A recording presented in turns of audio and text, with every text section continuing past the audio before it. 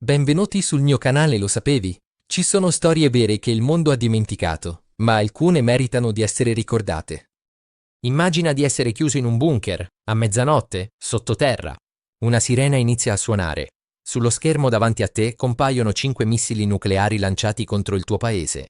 Hai meno di 5 minuti per decidere se contrattaccare. Un errore e muoiono milioni di persone. Una decisione e forse il mondo finisce. Cosa faresti? Questa è la storia vera di un uomo che ha affrontato proprio quella scelta. Un uomo di cui pochi conoscono il nome, ma a cui tutti dobbiamo la vita. Stanislav Petrov. L'uomo che ha salvato il mondo e nessuno lo ha mai ringraziato. È la notte del 26 settembre 1983.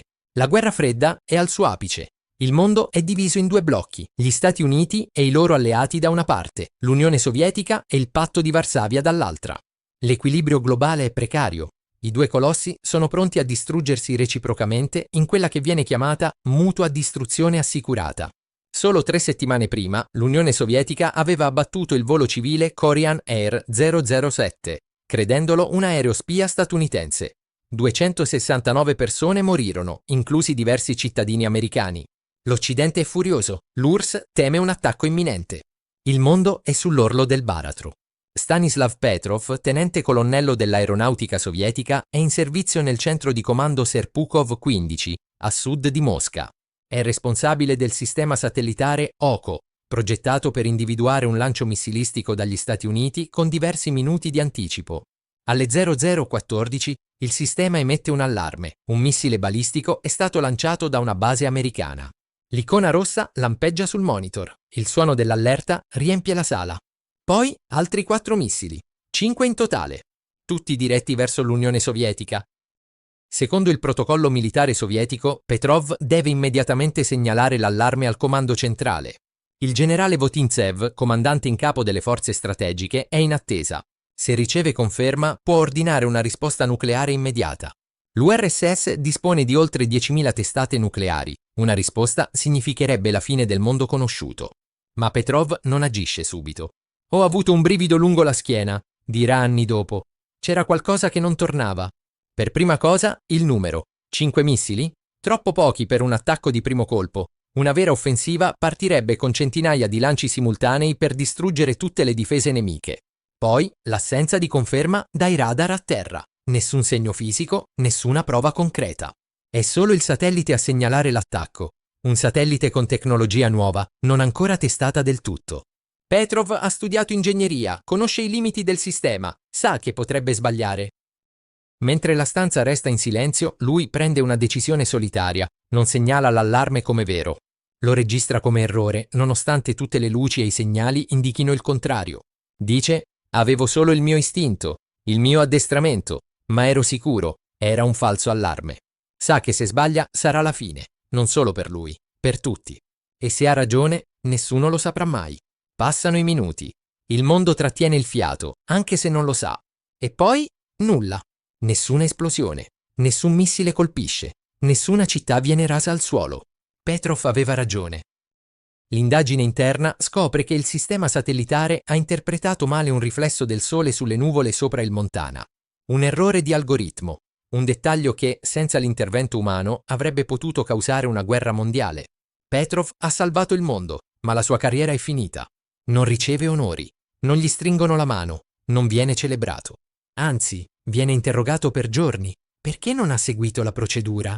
Il suo superiore gli dice che se fosse stato un altro ufficiale meno riflessivo, oggi ci sarebbe stato un altro Hiroshima. Lo trasferiscono, si dimette poco dopo. La moglie muore di cancro, lui cade in depressione. Vive con una pensione modesta, quasi dimenticato da tutti. Nel 1998, un ex generale sovietico racconta la storia durante un'intervista. Solo allora il mondo inizia a conoscere il nome Stanislav Petrov. Nel 2004 riceve un premio da un'organizzazione americana per la pace. Nel 2006 viene invitato all'ONU, ma rimane in silenzio davanti alle telecamere. Non sono un eroe, dice, ho solo fatto il mio lavoro e ho avuto fortuna. Nel 2013, un documentario tedesco intitolato The Man Who Saved the World racconta la sua vicenda. Petrov viene interpretato da se stesso in una narrazione che alterna realtà e ricostruzione. Il film vince premi in Europa e negli Stati Uniti. Ma nonostante i riconoscimenti tardivi, la sua storia rimane ai margini. Petrov muore il 19 maggio 2017, solo nel suo appartamento. La notizia della sua morte viene resa pubblica solo mesi dopo. Stanislav Petrov non era un politico, né un generale, né un leader carismatico. Era un uomo qualunque, con un senso di responsabilità enorme e un'intelligenza critica fuori dal comune. In un'epoca di tensione, paura e propaganda, ha scelto di fidarsi della logica, dell'intuito, della calma. Oggi viviamo in un mondo dove le decisioni vengono sempre più automatizzate. Ma quella notte la differenza tra la vita e la morte fu fatta da un essere umano che si è preso il rischio di disobbedire. E se quella decisione fosse toccata a una macchina? E se oggi, con i sistemi automatici attuali, un errore simile accadesse di nuovo? Petrov ci ha dato una lezione enorme, l'importanza dell'umanità, del dubbio, del pensiero critico. Per capire davvero la portata della decisione di Stanislav Petrov dobbiamo fare un passo indietro. La guerra fredda non era solo una contrapposizione tra ideologie, capitalismo e comunismo, ma una vera e propria partita a scacchi nucleare. Dopo la Seconda Guerra Mondiale, le due superpotenze iniziano una corsa agli armamenti senza precedenti. Nel 1962, durante la crisi dei missili di Cuba, il mondo arriva a un passo dalla guerra nucleare. Il presidente Kennedy e Nikita Khrushchev, allora leader sovietico, si affrontano in un confronto che tiene il mondo con il fiato sospeso. Quel momento genera una consapevolezza nuova, che un errore, un equivoco o una reazione impulsiva potrebbe distruggere il pianeta. Nasce così la dottrina della mutua distruzione assicurata, o MAD. Se una delle due potenze attacca, l'altra risponderà con tale forza da annientare entrambi. Il mondo sopravvive, grazie alla paura.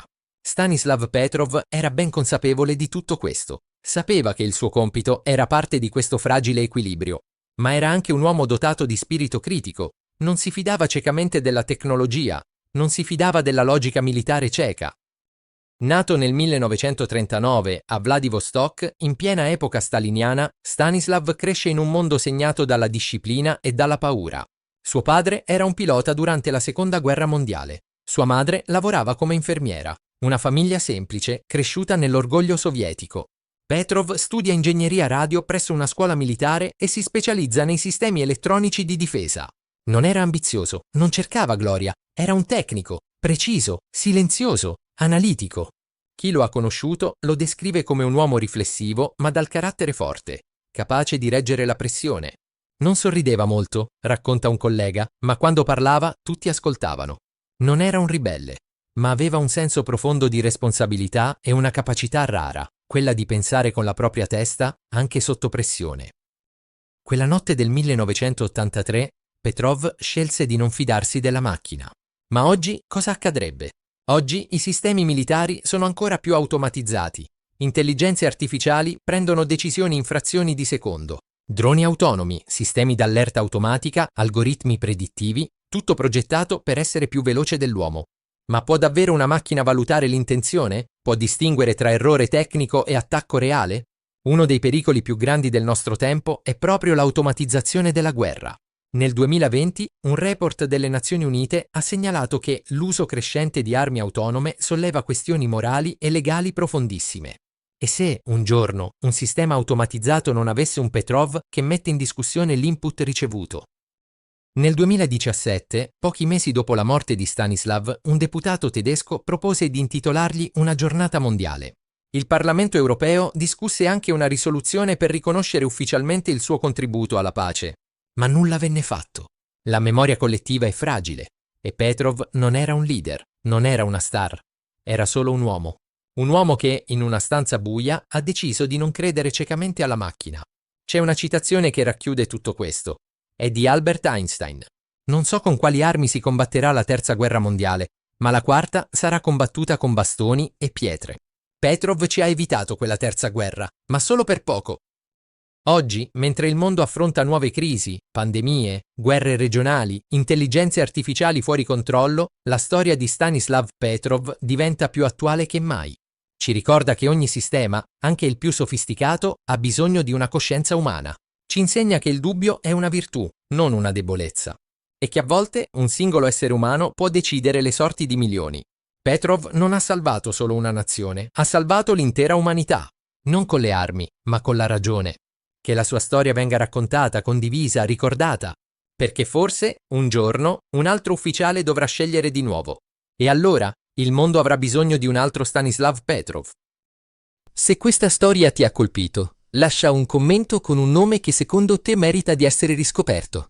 Iscriviti a Lo Sapevi? Per altre storie che il mondo ha cercato di dimenticare. Perché il passato non è mai solo passato.